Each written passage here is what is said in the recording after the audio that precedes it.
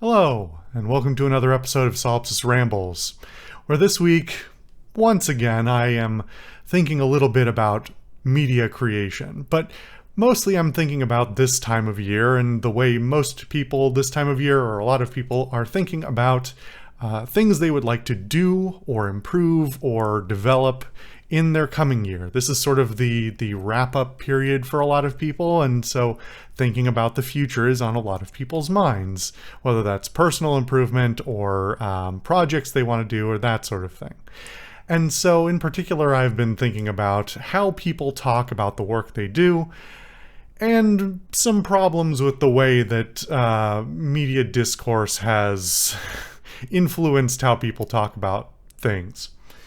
So this is mostly about a pattern I have noticed for a long time, but recurring, especially watching a few things in the last week or two, about how we discount the things that we know and the things that we have already learned, and the experience that we've put into things, and what resources we already have. And this is partially a criticism, but it's partially also sort of a celebration, because I want this to be a positive thing. Because I think there's a lot of negative self-talk, whether explicit or implicit, in the way we talk these days. That makes me sound older than I am, I think, but maybe I am just becoming that old person. I will digress for a moment and say that my perspective on the world has dramatically changed over my lifetime, mostly because the world has dramatically changed, particularly in my lifetime. Going from a period when it was really not the digital era when I was first growing up, and it has become the digital era as I grew into an adult.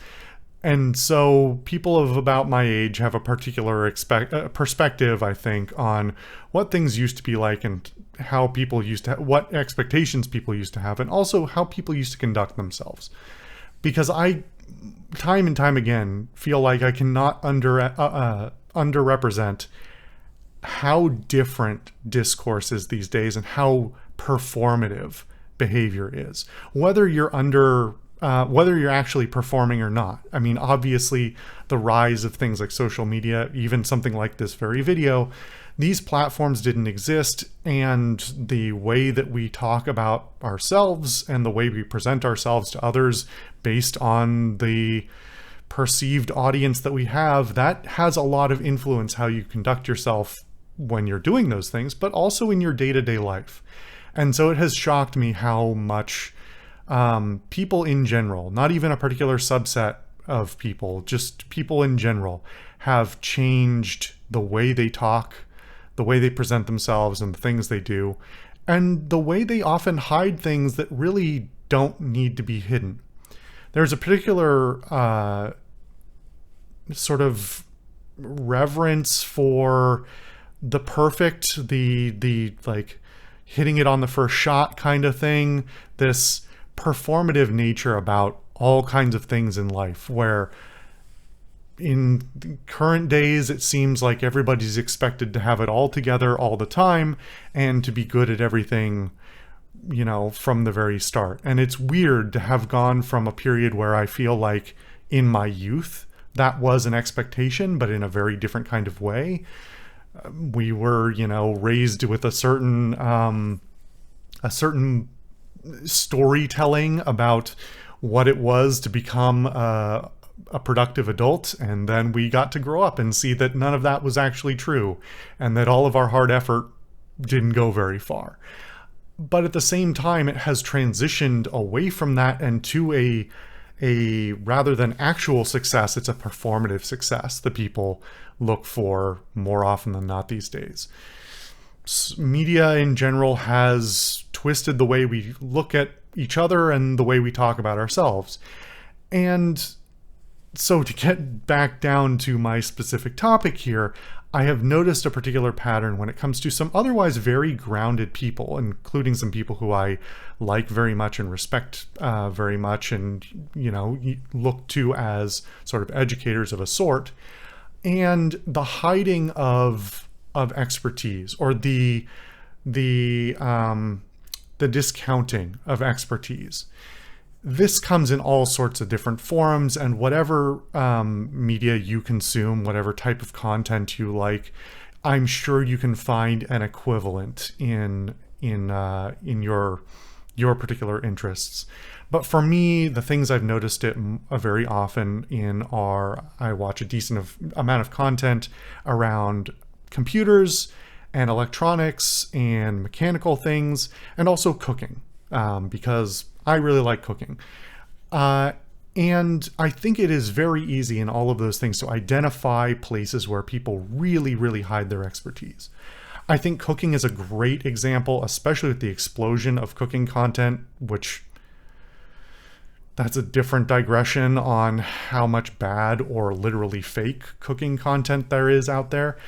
But even for really good cooking content, it is often a serious problem that is not thought about, that there's a discounting of the expertise needed to understand, let alone execute, what might seem like fairly basic tasks in a kitchen. One of the things that's hardest about becoming an adult, if you didn't have people who are already guiding you towards that expertise, is consistently providing good food to yourself that isn't hopefully just takeout all the time. And there are a lot of people, including some people who will probably watch this, that just do. And there's no shame in, not cooking for yourself, but there is an expense to it. And I think most people, given the opportunity, would like to snap their fingers and be able to not rely on that so much. But culturally, that's where a lot of people have landed. They just lack the expertise, and very often that expertise is never communicated. So, and it is, unfortunately, for the way content is made, it is not very compelling content, more often than not, to show the basics. It's not usually very interesting, or it doesn't compete well in creator spaces to say, hey, here's the basics of how to use a knife, or here's a few tips and tricks on like what to do and what not to do with your equipment, or the equipment that you should have and that you don't need all of this, that, and the other thing, or how to control heat on a stove. Even using a stove is like, I think a lot of people would be embarrassed to admit how little they understand of how to use what might seem like basic equipment. But that's kind of the problem here, is that there's an assumption when nobody calls it out, there's an assumption by the experts that people will just know how to do things. And that is often not true. And there is something to be said for a lot of this content which may not be intended for educational consumption. That's always a gray area, right? Where whether content is performatively educational or if it's actually educational. There's a lot of, when it comes to like cooking and stuff, there's a lot of those channels that are really only out there to give you something to watch, and they really have no expectation that pretty much anyone watching will actually follow along, even if it's fairly practical advice or, real recipes or something like that. It is often not formulated and framed and delivered in a way that is good for education. So it's kind of hard to delineate the lines between real education and just for show. But when it comes to real educators, I think there's very often that hidden aspect of, oh, I forgot how much I already know. And that's a problem for passing along information. If you want to be a good teacher, if you want to deliver information really to anybody, you need to understand where they're coming from and what their perspective is. And if you are delivering it to an audience that you don't know directly, that can be really hard. Even if you know somebody, it's hard to deliver information effectively in the first place. If you're sending it out to a mass audience, you have no idea. But also, it hides the hidden costs there, because there is a cost to all of those things, whether it's expertise or equipment or whatever. That could just be like you need a cutting board and a knife and a pan, and that costs $100. And if you don't have that $100, it is a non-starter. And if you don't know how to use that knife, you may be scared of using it, or you may use it badly or get frustrated when you try and replicate the effect, and not be able to deliver on that. And all these other like seemingly basic things, but if you don't think about the audience, if you don't think about who you're teaching, you'll never really be able to teach them well. And this goes into, like I said, all other different kinds of media as well. And this gets into really nasty things about language and how we use superlatives. I don't think I've made a proper video, and I should at some point, about the use of superlative language all the time on social media and in content creation of all kinds in general these days. The use of everything has to be the best, the greatest, the easiest, the fastest, whatever.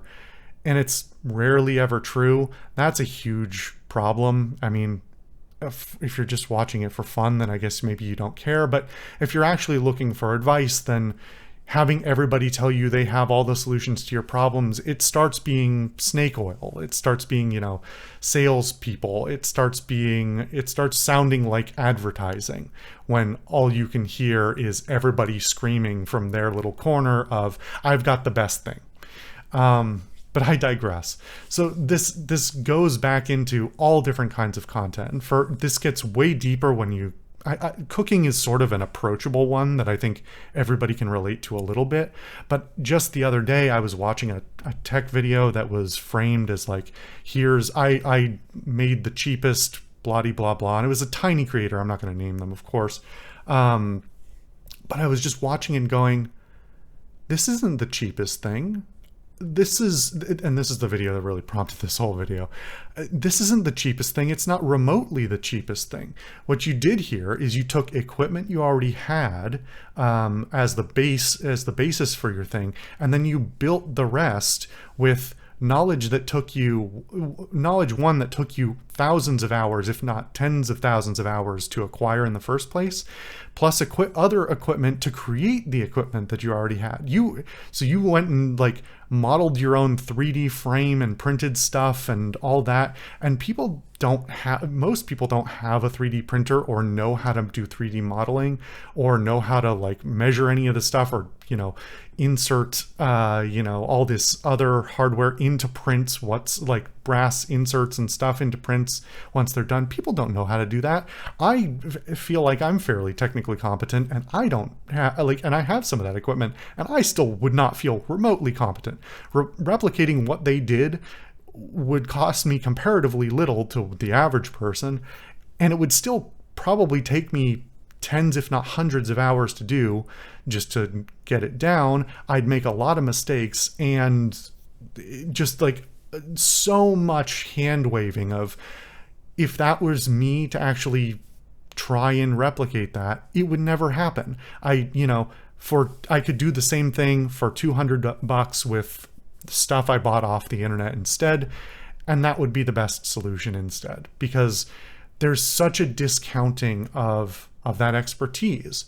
And I don't think this is malicious at all. I don't want to frame it that way and maybe make people think that everybody's being deceptive. There are certainly people in creation spaces that do just want to, garner an audience and don't care how they get there, and will omit all the information they need to make it look shiny even when it isn't. But for the most part, I think people have good intentions but forget the things they already know. It just doesn't cross their mind that, hey, a huge pool of leftover parts from this thing, like, oh, I took apart 3 other machines before this to get these parts, but those, in my mind cost $0 because I didn't take out my credit card to start this project. Those are the kind of miscalculations that at least to me, make a piece of content less compelling, or make me, hesitate to go back to a creator, to an educator, to say, well, you didn't think about who was actually going to watch this. I'm not like you. I don't have $10,000 worth of equipment just laying around in storage because I don't, and the average person doesn't. And so I also think that's worth acknowledging from a positive perspective as well, at least from not from the pre-owned equipment type of stuff, but the expertise, because I think we should celebrate knowing things. We are in such an era of like anti-intellectualism and anti-knowledge, and we've got these tools coming out, in particular AI, which are alleging to just like take out the middleman between the knowledge and you. And I'm so scared of a future in which people just don't know things because they assume they can either look it up or rely on some other tool to do it for them. And I look at this from a tech perspective. This is something we see a lot in tech, of things that are reliant on each other, things that are built upon each other, histories of technology and code bases that are like decades and decades old. And if they were ever to go wrong, nobody knows how they work, or very few people know how they work. And so the chances of things like falling down around our ears are already very high. And when you introduce a willful ignorance or a lack of understanding of the basics, or an assumption that the world will just deliver whatever information upon you, that's so sad to me. I mean, it's scary to me as well, but it's sad to me because people are not encouraged, it seems, to enjoy knowledge anymore. It's so weird that in my youth we went from a sort of an, I don't want to say an anti-intellectualism, because it wasn't. It was more like people used to make fun of nerds a lot. And I mean nerd in a more practical sense of just people who knew things, people who read books and, had knowledge and liked to share knowledge. And there was a very anti-nerd culture in our culture for a long time. And sort of in the 2000s, that started to wane, and nerd culture and, well, geeks and all that kind of thing started to be more accepted, and like having your niche interests started to be more accepted. And now it feels like it's starting to like whip back the other way, where people are no longer being celebrated for the knowledge they've gained and the specialty, the special niches that they work in. And I think that's something we ought to bring back. If you are making a piece of content and you say, hey, this is really hard, actually. I'm going to make this look easy, but this is really hard. I've spent, whether it's just, I've spent 20 years with a knife in my hand, learning how to use that knife effectively in the kitchen. And so I'm going to make this look easy. And it's not going to be easy if you're just starting out. Please take it easy. Please be forgiving of yourself. Please practice and don't get discouraged if it doesn't look right the first time.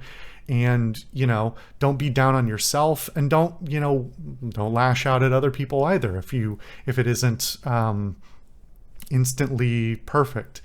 There's so much, there's an acceleration of that sort of instant gratification thing that really rose in the 2010s and is even more so now, of expecting everything to be perfect and great and delivered immediately and without error. And it's just, it's scary from a social and cultural perspective to see people not want to know things anymore, or not celebrate knowing things.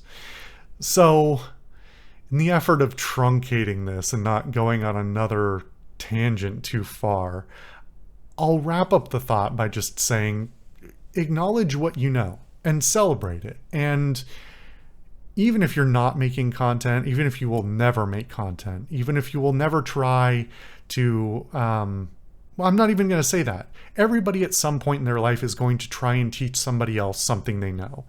And I think you should celebrate that. You should acknowledge how you got that information, who taught it to you, how they taught it to you, whether they taught it to you well or poorly, what research of your own you had to do to become more knowledgeable, what practice you had to do. Practice is hard, and it's not, no matter what you're doing, and it is not encouraging to practice something. And so in this era of being embarrassed if you're not already good at something, I think we need more loud voices to say, this was hard and I did it badly for a long time, and that's okay. And you should do it too, even if you suck, because maybe in a year or 5 years or 10 years, it'll still be worth it that you put in that effort because you'll be better. And so going into the new year, as you should really with every year, think about what you want to do, but make your goals practical and be accepting of yourself if you're not perfect. Be accepting of yourself if you're trying something and it's hard, or if it's just bad. Be able to look at something and said, I did that and it's bad. And you know what? Tomorrow I'm going to do it again. It'll probably be bad again, but it'll be a little bit better. Give yourself a pep talk. Give yourself some grace. Allow yourself to be imperfect and to improve. And share with others when you can. Share knowledge and, be in touch with the world, I guess. That's a terrible sign off, but go into the world with care for yourself. Anyway, I'm going to stop before I say some other garbage. Thank you for listening to another episode of Solipsist Rambles, and I'll see you guys next time.